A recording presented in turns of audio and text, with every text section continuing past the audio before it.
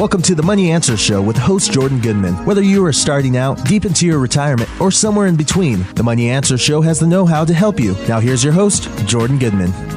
Welcome to the Money Answer Show. This is Jordan Goodman, your host. My guest for the first half hour is Eddie Lorin.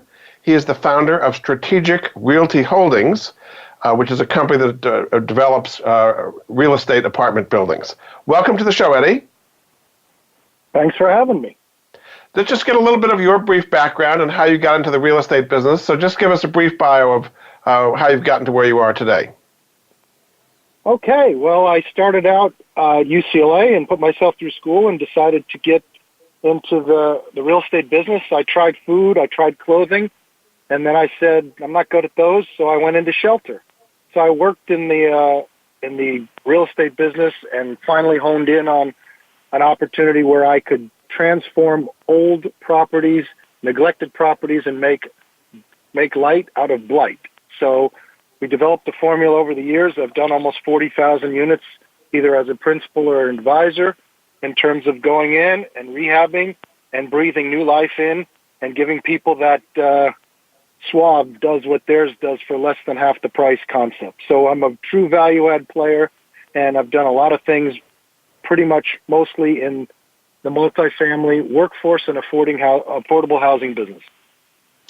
So let's just start with the size of the problem. What is the problem with people not having good housing? Just give us a sense of the dimensions of the problem in America. Well, aside from just the basics of being out on the street and 1 foot on a banana peel, we all watched the government shutdown and what that did to people. They were one step away from not paying their rent. So it's a matter of giving people decent, clean housing so they can be in a situation where they can live and feel free. Now, you get into the existential parts of it is, how do you even function in life if you don't feel like you're safe and secure at home? So we've got about 9 million units that need to be built in the next 30 days, in the next 3 years, and it's not going to happen. It's not going to happen. So what we're trying to achieve is to build as much as we can and buy as much product as we can that's used and rehab it and make sure it's clean and safe, because there's a lot of what we call functional obsolescence. There's a lot of old buildings that are just getting tired and they're going to be obsolete, and we want to make sure we go in and make them habitable and create as much affordable workforce housing as we can for that missing middle and the lower income area, because incomes are stagnating and rents are rising. That's the real issue. How much housing is being lost every year to destruction or obsolescence, or how much is kind of going out of the housing stock? Well, low-income housing properties, there's about 170,000 that are designated for low income on the 30-year cycle that are disappearing. So that alone is an issue. Now, it's good housing and it could be workforce housing, and we're only building about 50,000 housing units a year that are low-income designated housing. So we're net losing about 100,000 affordable units, as well as another 200,000 are becoming obsolete if people don't go in and rehab them and renovate them. So there's the problem. And, of course, housing is growing. The demand is tremendous, and the supply is dwindling. There's problems like what we call in California, I'm here, it's called CEQA, California Environmental Quality Act, and they stop anybody from building, and that's the issue. So if you can't build right up, you're not going to be able to end up solving the problem. So our goal is to build as much as we can and help facilitate the rehab of as much as we can to increase the stock. It's really basic supply and demand. So there are some programs from the federal government, one called the Low-Income Housing Tax Credit Property Program, which does incentivize people. So just tell us how that works, and is that going to be successful in creating a lot of low-income housing? Well, it has been successful in building 3 million units since 1986. We just said there's 7 million units that we're short, and that's been 30 years. So it's a great program. Banks and insurance companies get tax credits for investing in equity to build affordable housing. There's not enough credits, not enough in the budget to go around. So we need to build more workforce housing for the missing middle as well. So the problem is again, it's just a supply-constrained issue, and the low-income housing tax credit is one avenue, but it takes 2 years to build them if you don't get stopped by the NIMBYs, not in my backyards. And there are bonds you need to get, there's waiting time, there's credits, and so we need to expand it. And unfortunately, we have a government right now, an administration that is not favorable to building more low-income housing today. We need to accelerate it, and it's really going in the opposite direction. So, not to get political, but there are political issues. If people can't make enough to make and pay their rent, we have to help them. So what happens is there's a voucher system. Everybody's heard of Section 8 vouchers. There's no crime in getting a voucher because people pay. Let's say you make $11 an hour. The most you should pay is about $600 a month. If your rent's $1,600 a month, how do you stay there without being homeless? The government comes with that voucher for $1,000. You're still hardworking. You're still paying your bills. You just need help. And as rents continue to rise, we need more and more opportunities to be able to fill that gap where people just can't afford it as they work full time. What is the attitude of the rest of the construction industry? It seems like they mostly want to build higher-end housing. Is there much interest in building or renovating lower-income and middle-income housing? Well, you need subsidies in order to keep those rents low because construction costs are construction costs. Land costs are land costs. So if you're not going to have a contribution from either philanthropic investors, impact investors, or the government, there's no way to build. You can't build a C. You can't build a B. You can only build a new product. So short of subsidies, construction costs aren't going any lower. So that's the real challenge. So there's something called an opportunity zone. Is that something that is in the law? And what are some of the rules around opportunity zones? This is one of the greatest things that's come out of the 2017 Tax and Jobs Act. What it means is there are low-income housing census tracts across the country. There are about 36,000 of these tracts. And this current legislation put in the opportunity for every governor to designate 25% of each one of these zones in their states. So now we have 8,700 opportunity zones where people can get a tax benefit for investing in these areas. The reason they did this is there's only 3 states that have received almost 80% of the venture capital in this country. You have California, of course, New York, and Massachusetts. So now we're hoping to democratize and level the playing field so that every single state can get the benefit of investment. How does this work? What's this incentive? There's 3 components. The first one is a deferral of your taxes. So it used to be there was a 1031 law, and it still exists, that was the only way you could do it. You could only trade real estate for real estate. Now, with this law, you can sell your business for $40 million gain, and you can invest in these opportunities. You can sell your Apple stock. You can do a tremendous amount of anything that you can receive a gain. You can invest in these zones. So how does it work? Let's say we have a $5 million gain we've been sitting on, and someone's 50, 60 years old, and they're not going to die anytime soon to get a step up in basis. So it's a good idea to harvest some gains and transfer those gains into what's called an opportunity zone fund. So now let's say you sold and you had a $5 million gain. You would be owing 20% in capital gains plus, let's say in California, 13%. So you'd owe 33% on your taxes today in 2019. Well, it's allowing us to defer our taxes until 2026. So it's a free loan from the government. You don't have to pay your taxes for 7 years. That's number one. Number 2 benefit is you get a step up in your basis. So it's like, in essence, a discount. If you did it today, 7 years from now, you could have a 15% discount or a step up in basis. So now that tax bite that was due in 2026 is 15% less. So that's a very good opportunity.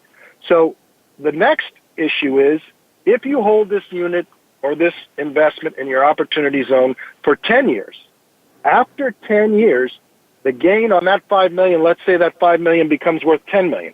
That new $5 million gain, now mind you, you've already paid taxes on the first $5 million gain in 2026.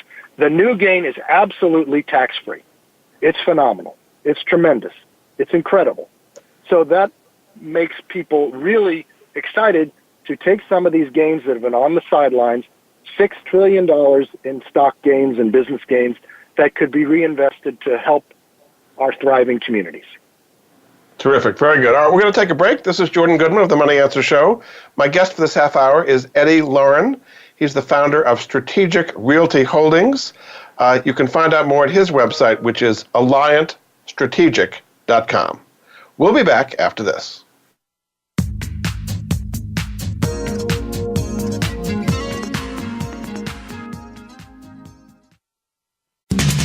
We're always talking business.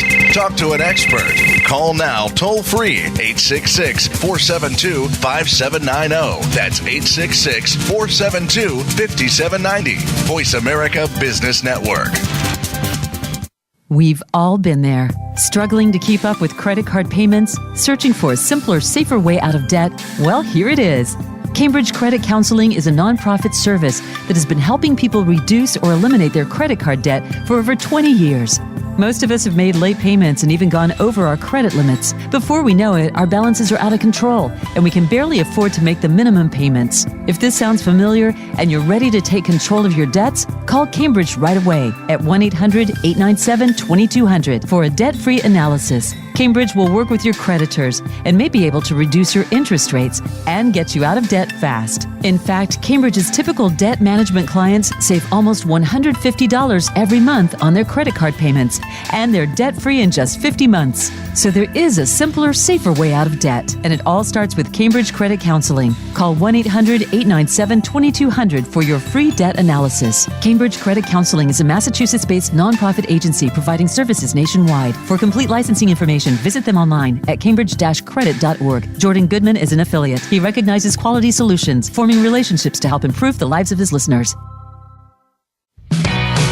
Many industries have been revolutionized by technology in the last decade. Books, music, TV, communications, and now it's happening to our money and the way we pay. Tune in to Breaking Banks with Brett King for a look at how technology and customer behavior will bring about more changes in banking in the next 10 years than in the last 200 years. Listen every Thursday at 3 p.m. Eastern Time, noon Pacific on Voice America Business Channel or on AM 1160 The Voice. You'll never look at your bank account the same again. We're always talking business. Talk to an expert. Call now, toll free, 866-472-5790. That's 866-472-5790. Voice America Business Network. You've been listening to the Money Answer Show with Jordan Goodman. If you have a question for Jordan or his guest, please call us now at 866-472-5790. That's 866-472-5790. Now back to Jordan. Welcome back to the Money Answer Show. This is Jordan Goodman, your host. My guest for this half hour is Eddie Lorin. He is the founder of Strategic Realty Holdings. Website to find out more is AlliantStrategic.com. Welcome back to the show, Eddie.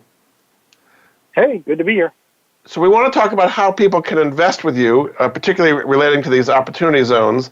What kind of investors can invest with you, and how does it work if somebody wants to give you money, and what kind of return should they expect? Well, okay. Accredited investors only.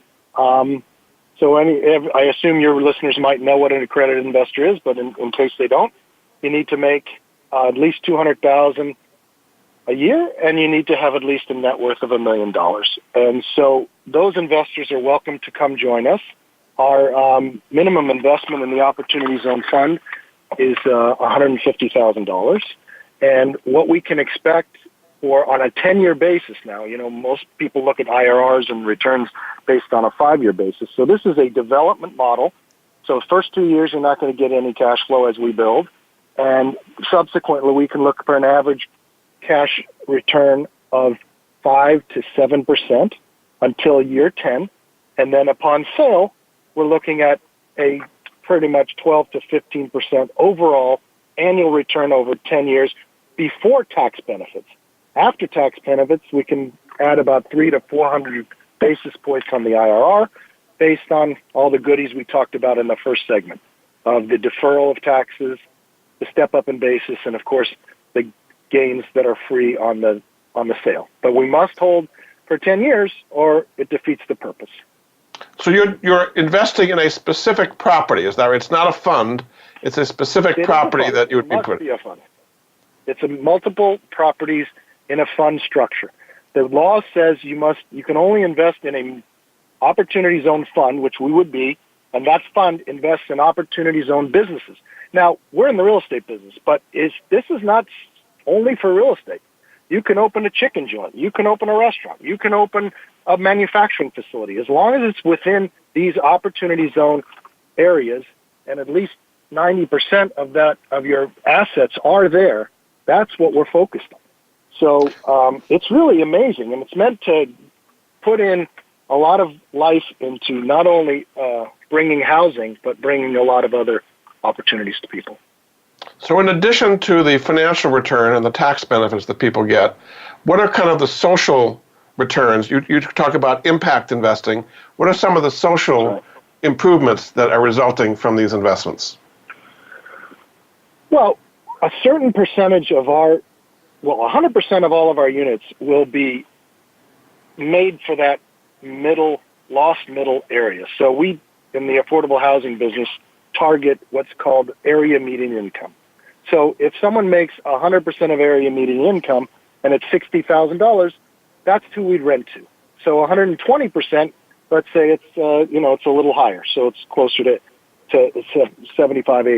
80,000. We are targeting most of our units will be to that missing middle, workforce housing. But we will also have mixed income in there. We will have units that are designated at between 50 and 80% of area median income as well as part of our impact formula, because that's also what not only cities want, but we want to be able to provide a decent, safe place to live that people can afford. On top of that, we're going to create a sense of community where what we have is a common area community room.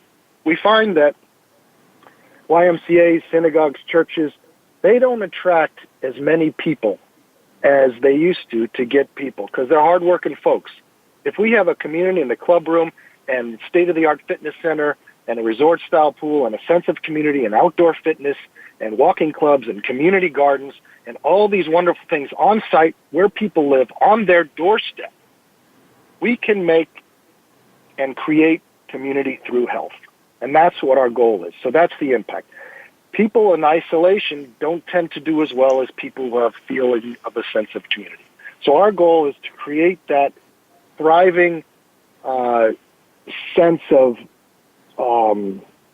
I guess there's no other word for it, but the sense of community so people can really feel that they belong and they can make a difference and they have other people they can hang with. Now, you also kind of complement the for-profit business with a not-for-profit 501c3, which is called the HAPI Foundation, which stands for Health Apartment Property Initiative, run by your wife. How does that complement what you're doing on the business side? Well, oftentimes in these apartment communities, these really nice community areas sit vacant. We consider that an incredible distribution for local organizations to come in and do health screening, credit counseling, health and wellness training, diet classes, after-school programming, all these things, because we want to maximize every inch of our properties. So that a lot of people put these facilities in and nobody uses them. We try to promote that, and we have parties and we have ways of educating people, and again, creating community through health. So what has been, the opportunity zones have been around for about a year. What has been the actual results? What has happened in the last year? Zero. Nothing, because we still get, not zero, I'm being facetious, but there's been very little done. And unless a property was about to be developed anyway, not much has happened. We're still waiting. Since the government closed, we were waiting for our second round. It's been a year. I'm on the Coalition for Novogradac, which is an accounting firm, and EIG, who are the authors of the legislation, Booker and Scott. And the frustration has been that it was very vague. And, if you're an advisor like me, it's one thing if you're a cowboy, you can go swap buildings with your buddy and you don't want any legislation. The less they say, the better to the cowboys. But for advisors and people who are fiduciaries of people's money like us, we need more clarity. So the lawyers, the accountants have been on multiple conference calls every week for a year to try to clarify and hone in on what it is that we can do. For instance, I was in D.C. In front of Treasury, and we had a fellow that says, look, I'm a venture capitalist. I'm going to buy 10 businesses. One's going to be a home run. 2 are going to be okay, and the rest are going to be big, fat losers. You're telling me I have to go into these distressed areas, and then I have to hold this new investment for 10 years? I'm out, because I'm going to capitalize on my gain in year 3. So Kowalski goes back to Treasury and says, hey, wait a minute. We thought this was so simple. It's not well written. So that's one example of some of the clarity that we need from some of the regs. So the regs were supposed to be out January 10th, and lo and behold, the government was closed. So now we just opened the government today, which is great. Now we're waiting for final regs, at least so we can all get moving. So we have our PPM ready, our private placement memorandum. And, people are saying they're raising money, but in good conscience, nobody can raise money until we get the final regs. So a year has gone by. I'm hoping we can lobby to get, if Congress could do anything, to get another year on that 2026 at least, because literally nothing has happened in the last year, and we see the next couple of years as the major opportunity. The best deals will be had, and it's complicated. Nothing's easy. So are these regulations going through HUD or the IRS? Where are the regulations coming from?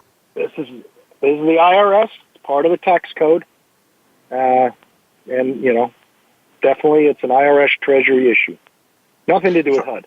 HUD is actually the housing agency that provides some of the vouchers we talked about earlier, but it's not a HUD issue. It's a Treasury issue, IRS. So are you taking money today then while the regulations are still uncertain, or is it too early to take money? In good conscience, I believe it's still a little too early until we get final regs, which now the government's open. It should be in the next 2 to 3 weeks, we hope. Okay, so it's pretty imminent. So you're saying in the first 2 years, the money is used to renovate the housing, so they're not getting any cash flow. New. Right. Or building new, either renovation or building new, correct? So in the first 2 years, people would get tax benefits but no cash flow. Is that the idea? Well, not necessarily, because at least in the development, every deal is going to be different. If you're buying businesses, it's different than real estate. But real estate, we would argue, say, is the most impact you can give and the safest investment you can make with the demand for housing. But nonetheless, when you invest, you have no tax benefits until we stabilize and refinance. And at that point, here's a really cool thing you brought up. Let's say in year 3, we start and we can depreciate that building now, because now the investor can benefit from that. They couldn't benefit in the first 2 years because we're building it. Now, all the income going forward is going to be pretty much tax-free because you have what's called component depreciation. So if you're getting a 5 or 6% return, it could be like a 10% return after taxes from that component depreciation. So, and the best part is usually when you have depreciation, you get a catch-up and you pay taxes at the end of the rope. But here, you're stepping your basis up to market rate. So as a result, all those goodies are free. As they say, free. Yeah. So are there a lot of other players in your field doing similar things, trying to take advantage of these opportunity zones? Absolutely, there are. There are certain people who are doing certain things. Our goal, since we're one of the largest low-income housing tax credit developers with our partners in the country, we're going to stick to our knitting and now do workforce housing. We're not going to do hotels. We're not going to do office. We're not going to buy businesses. We're just going to do what we do best. And one apartment at a time, we're going to help solve the housing crisis. Does this also work for housing preservation, historic properties? Because there's a whole separate amount of tax credits for that. Is that still accurate? Yeah, but there are no tax credits here. So that's what's confusing. What this is a separate formula to be able to build. Now, here's the problem. You can't really rehab much. Let's say you have a $10 million building in Los Angeles, and the most you can justify that land value is $3 million. So you got a $7 million building. Let's say it's 50 units. You need to spend $7 million to renovate that building. You're going to knock that building down. So it defeats the purpose. So that's kind of the issues. That's why we're trying to make it more conscious effort to keep the impact and keep things affordable, because this very legislation could do the opposite and push people out that we're trying to help. So it's a very nuanced thing, and that's a good place to wrap it up, because we got to make sure that whoever you're investing with really doesn't want to regentrify and just push people out. You want to make sure we embrace mixed income developments and opportunities for everybody to thrive in the same community. Terrific. Well, thanks so much. My guest this half hour has been Eddie Lorin.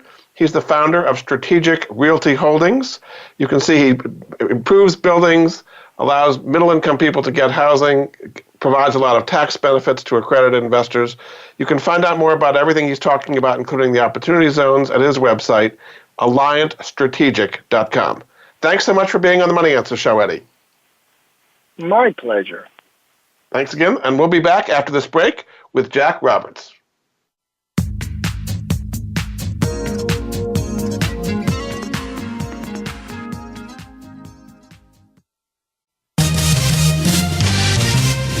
Stocks, bonds, investment opportunities, financial news, and talk. We can help. Call us now toll-free, 866-472-5790. 866-472-5790. Voice America Business Network.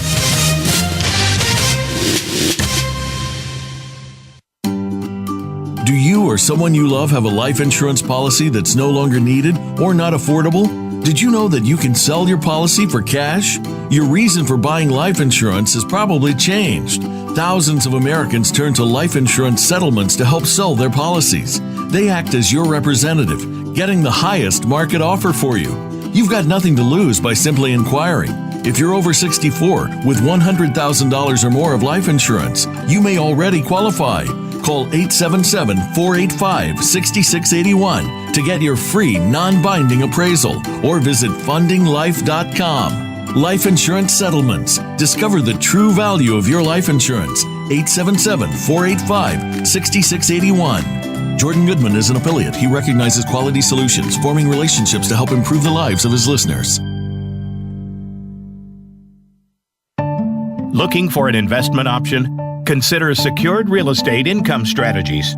Secured Real Estate Income Strategies is a real estate-backed option offering investments with a monthly income objective. The goal of the strategy is to lend money to real estate developers. SREIS offers an 8% preferred return per annum, plus a share in any profits. While there is risk, including loss of capital, and you should carefully read the offering circular for full details, Secured Real Estate Income Strategy screens each real estate loan carefully. Call 888-444-2102 or visit securedrealestatefunds.com to learn more. 888-444-2102. Jordan Goodman is an advisor to and part owner in Secured Real Estate Income Strategies. This does not constitute an offer to sell or a solicitation of an offer to buy any securities. Securities offered through North Capital Private Securities, member FINRA, SIPC. You've been listening to the Money Answer Show with Jordan Goodman. If you have a question for Jordan or his guest, please call us now at 866-472-5790. That's 866-472-5790. Now back to Jordan. Welcome back to the Money Answer Show. This is Jordan Goodman, your host. My guest for this half hour is Jack Roberts. He is head of trading at simplertrading.com. Welcome to the show, Jack. Hey, thanks for having me. Just tell us a little bit about what you do at Simpler Trading as far as helping traders to make trades both in individual securities and in options. Absolutely. So what I am is just a moderator. So every morning what we do is, along with the other moderators, like the famous name John Carter and Henry Gamble, alongside with them, I just broadcast what the team is looking at as far as opportunities for options, and then also a more long-term view, but also, using technicals and paying attention to the fundamentals. Me personally, I'm more of a macro trader, and that's been my background for about 10 or 12 years. So what I like to do is study the behavior of the market, the emotional side of the market, and then make decisions based from that perspective. So let's just talk about the current market right now. On the macro level, let's start with the Federal Reserve. People talk about they have patience. Do you think they're going to be raising rates this year, or what is your view of what's going to be happening with the Federal Reserve? Well, what's interesting about the Federal Reserve is obviously it's in a tight place. We know that. Now, the second thing that it's worth noting right now is in the Yellen conference with Powell, they both stated that the decision to raise rates is going to stay liquid. And what that means is there's not a real present decision that's going to be made, a week from now. Okay, they're going to continue to watch what the markets do. They're going to make sure that we don't come across bad unemployment numbers in mid-year. And what we're seeing as far as the federal banks, not only in the United States, but globally, is a secular shift from monetary policy to fiscal policy. So what we have is geopolitical tensions that are rising, global supply chains are changing, and technology for at least the past couple years has really been the driver for 2017 and 2018. Now, between valuations and regulatory pressures that we're seeing, equities could still be a good performer in 2019, but tech won't be as so divided as it has been in the market. So where does the rubber hit the road from now?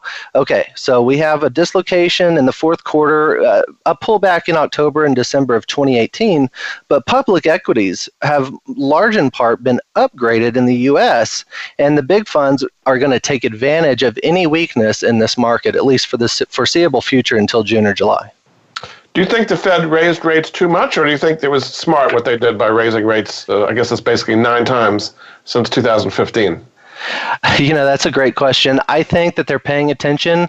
I think this is the only rate hike that we'll see. I believe that they know that they're in a tough spot, but right now, we're not seeing a 2007, 2008 situation. So, big funds right now are, taking advantage of any opportunity. So maybe they'll be looking at levered loans or negative on high yield. The most efficient vehicle this year that we're going to see as far as alpha generation is going to be the portfolios that have toggled and pivoted between the emotions of the market structure.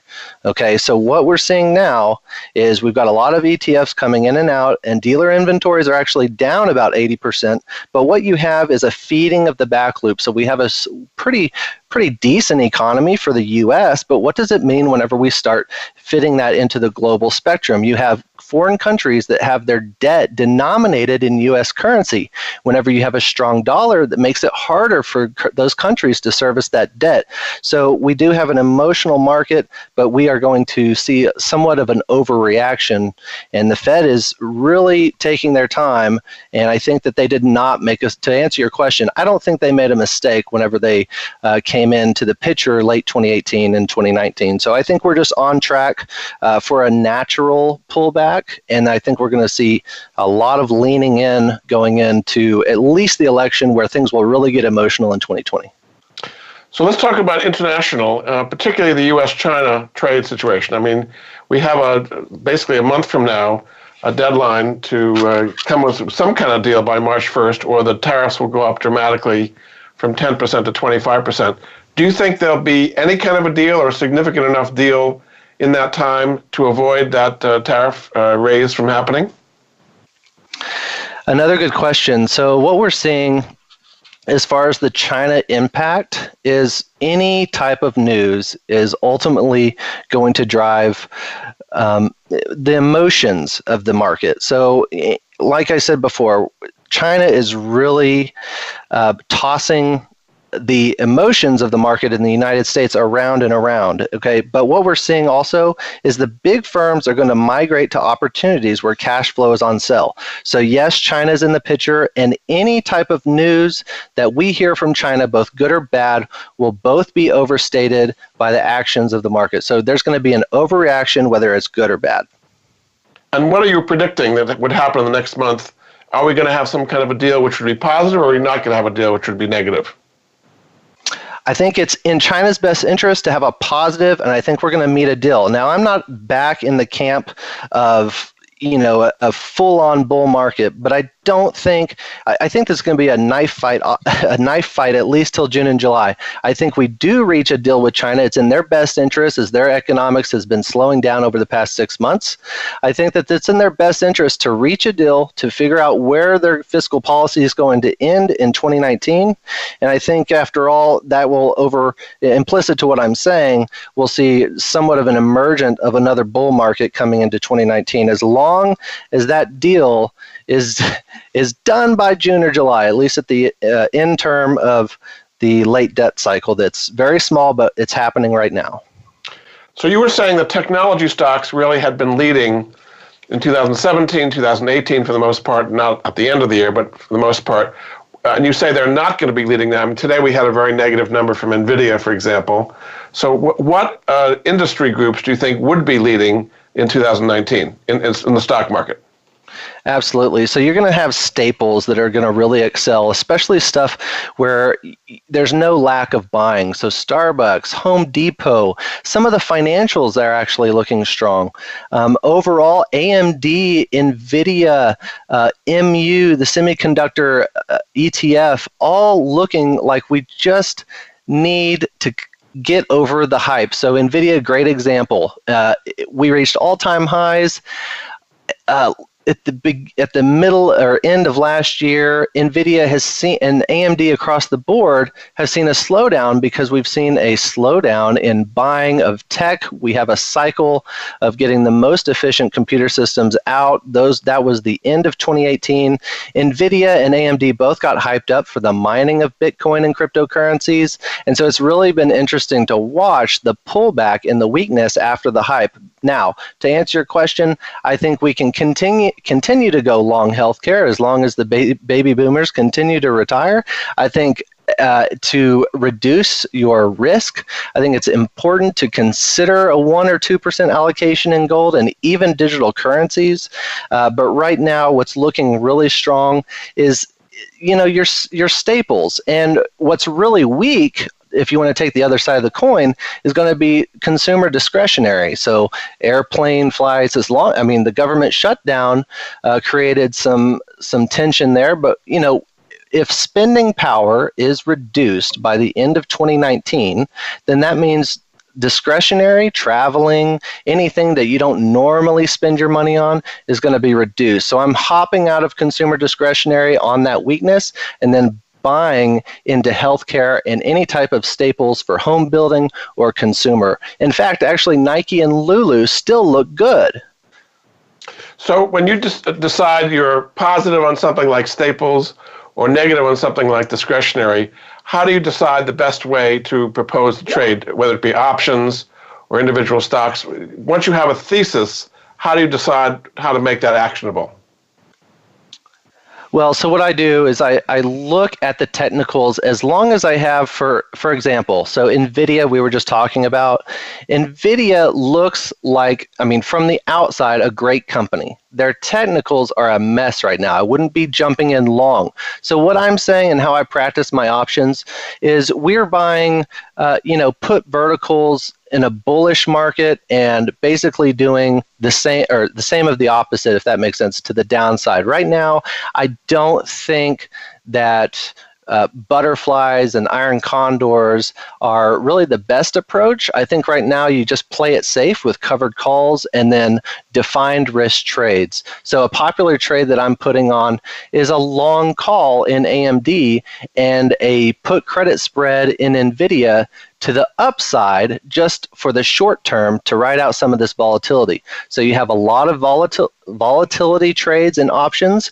And then what I'm saying for the long-term investor that wants to see that 3%, 5% return on equities, I'm saying continue to invest in healthcare and watch your risk in options, most especially for those that have already been affected by the pullback: Netflix, Tesla, Facebook, Apple, Microsoft. So the big names that we saw drive the S&P in 2018, what we're looking for now is a reduced risk and a reduced risk trade in options.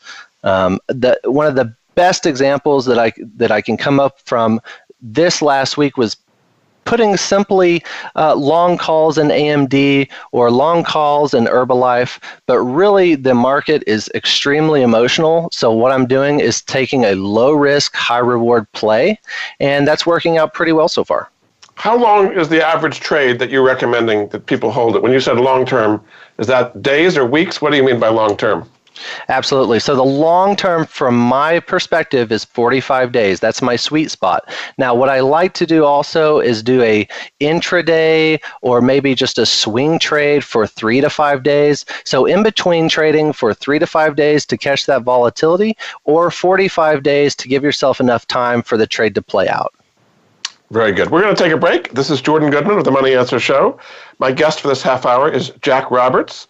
He's the moderator at simplertrading.com. You can find out more at his website, simplertrading.com. We'll be back after this.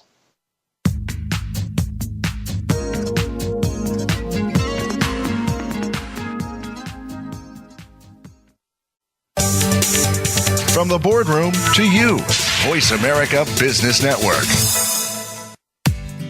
Attention heroes, current and former firefighters, law enforcement, military, medical, or educational professionals. Heroes can receive rewards averaging over $2,500 when they buy, sell, or refinance a home. Heroes come first. Along with the Homes for Heroes is the nation's largest hero reward program. Their mission is to provide extraordinary savings to heroes who provide extraordinary services to our nation and its communities every day. Learn how you can purchase a home for no down payment, no closing costs, and get money back at closing. Find out how you can own for less than you may pay for rent. Get your hero rewards at heroescomefirst.com. That's heroes, HEROES, comefirst.com. 888-437-6114. Jordan Goodman is an affiliate. He recognizes quality solutions, forming relationships to help improve the lives of his listeners.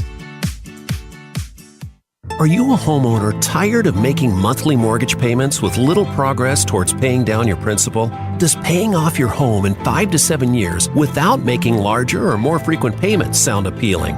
Paying off your home in full in 5 to 7 years is really possible thanks to Truth and Equity's Mortgage Equity Optimization System, a money management approach that puts your money to work for you 24/7. If you own a home with some equity, have a decent credit score, and verifiable income, you owe it to yourself to learn more about Truth and Equity's program. There's no need to replace your mortgage or refinance in many cases. The system works for new home purchases as well as current mortgages. Your home is your largest investment. Own it outright in 5 to 7 years. Call Truth and Equity 888-262-5540 or visit truthandequity.com 888-262-5540. Jordan Goodman is an affiliate. He recognizes quality solutions, forming relationships to help improve the lives of his listeners. You've been listening to the Money Answer Show with Jordan Goodman. If you have a question for Jordan or his guest, please call us now at 866-472-5790. That's 866-472-5790. Now back to Jordan. Welcome back to the Money Answer Show. This is Jordan Goodman, your host. My guest this hour is Jack Roberts. He is a moderator and options trader at simplertrading.com. You can find out more about him and what he does at simplertrading.com/traders. Welcome back to the show, Jack. Hey. We talked a little bit about cryptocurrencies and Bitcoin. It certainly had a big drop last year. Do you think it's going to come back, or what is your view of the future of Bitcoin and cryptocurrencies? Well, cryptocurrencies and the whole industry looks very interesting right now. If you compare Bitcoin to, let's say, a 10-year chart of the NASDAQ, there's a very scary similarities. Now, whenever I think about who's going to succeed out of this, modge podge of cryptocurrencies, I am only convinced on any digital asset that carries a meaningful utility. So what I really like, my picks for the long term, and we'll start to see the effectiveness here within 4 to 5 years of true adoption of digital currencies. What I really like is XRP. I think the utility there over, cross-border remittances, XRP seems like one of the biggest movers and most successful digital currencies in the long run. I'm not really opposed to adding Dash, that's digital cash, to my portfolio. If you know anything about Dash, it's amazing what's happening and how they're solving the problems in Venezuela. They've put up a couple offices in the capital there. Obviously, we all know that the inflation rate for Venezuela is something like 12,000%. It's just unheard of. And so Dash went in and basically have created liquidity through digital currencies. And we're going to see how this shakes out, but I'm pretty optimistic based on not only the CEO and his provenance of the situation, but it's actually saving and changing lives there in South America. My other two picks are Ethereum, and I like Omisigo, OMG. But other than that, I think Bitcoin in general, we start to hover down to the $2,000, $1,500 area very soon. So people talk about institutions starting to trade Bitcoin and the backed system from the New York Stock Exchange. Is that going to make a major difference in adding liquidity and credibility to the crypto market? Well, it's definitely going to make it more accessible. I hesitate to think that it's going to boost the price of Bitcoin. I don't see 25,000, at least in 2019. An ETF could absolutely hurt digital currencies, because what you could have is kind of a divergence from what the true price should represent in Bitcoin to what the traders want to pay and how that compression works out. So I think all the rumors about getting institutions to pour into an ETF, I don't think that's happening anytime soon. And that's what takes me back to XRP and the company Ripple. So what they're doing, and they have they're not paying me to say this, they have no idea who I am, but just following digital currencies for the past 5 years and seeing the overall amplitude of blockchain technology, Ripple is really slowly making their way into the ether of what we can decide that is e-commerce or the internet of value. And I think in at least 3 to 4 years, we start to see XRP is the main house productive utility across any digital asset field. And Bitcoin could actually end up being hurt if we do see ETFs being made, because that doesn't actually mean that the institutions will be investing. What that means is there's going to be increased volatility, and it could possibly push the price down.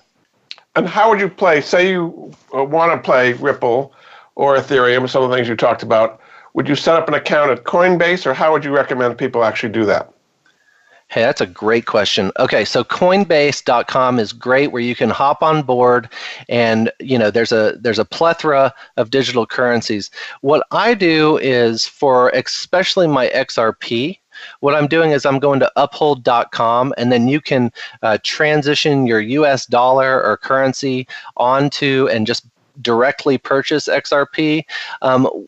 I've heard a lot of people also going on the Robinhood app and purchasing digital currencies there, but you're not actually buying the currency. You're just investing in it and hoping the price goes up. So Robinhood, you're not actually owning the digital currency, but other places like Binance.com are great to set up an account there, get a safe key, a Ledger Nano S, and I store all mine on cold storage. So what I'm looking for is a portfolio full of XRP. And to answer your question, XRP I'm buying any dip. So right now, I just added to my portfolio. We're down 5 or 6%. We dipped to 28 cents this morning.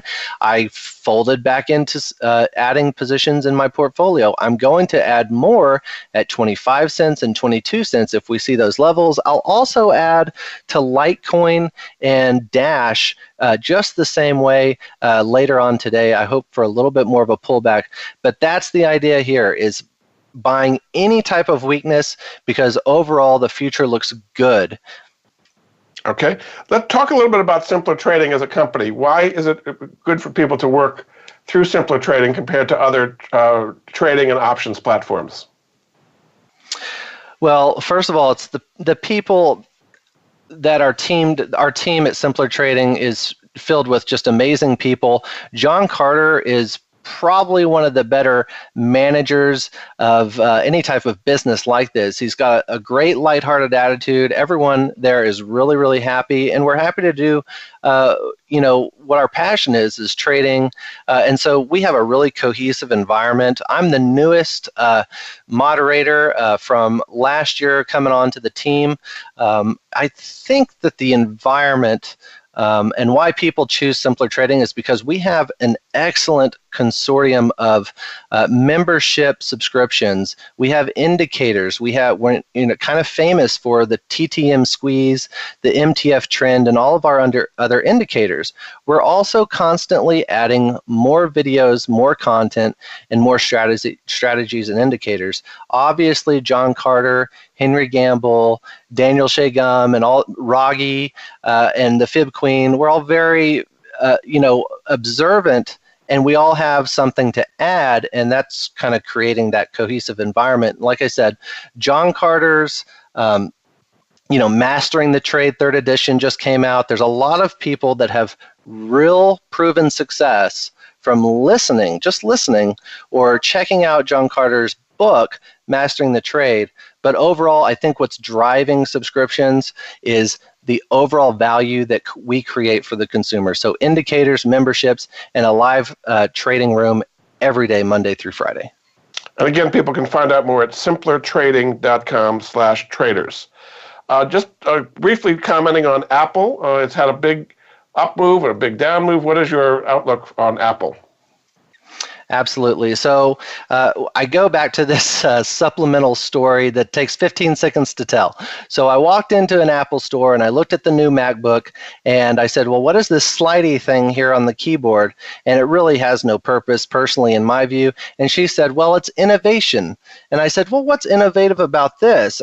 And what my point is Steve Jobs, if he were alive today, would literally be not the happiest person in the world. Apple has yet to innovate a new product. They're resting on the backbones by obviously making new copies of old phones that we've all kind of, Apple and Microsoft could easily switch spots like they did in the 90s. Apple has yet to innovate new products. They say that they are, beyond that, they're affected by the China trade tariffs. They're affected by privacy issues, and I think Apple's really gotten beaten up. Now, at this point, there is going to be volatility, and value buyers, especially in the top 10 institutions and hedge funds, looking to take advantage of that and leaning in on any weakness. So like I said, it's not so much dependent on where Apple goes from here. It's more about the emotions of the sentiment, and if people want to dive back in, hopeful that Apple returns back into a bull situation. But where I stand personally on Apple, I think Tim Cook has done a great job. Whenever he starts telling the viewers in America on a national TV station that they're going to be spending more money on renewing old phones and nothing new about new products, well, then that's where you have a sense of worry. And I think Apple's kind of seen its day. Very good. Well, thanks so much. My guest this half hour has been Jack Roberts. He's a moderator of trading technology at simplertrading.com. You can get his daily input on trades at simplertrading.com/traders. Thanks so much for being on the Money Answer Show, Jack. Thanks for having me. And we'll be back next week with another edition of the Money Answer Show. Goodbye for now. Thank you for joining Jordan Goodman and the Money Answer Show. If you have a question for Jordan, please visit his website at www.moneyanswers.com. And be sure to tune in every Monday at 12 p.m. Pacific Standard Time right here on Voice America Business.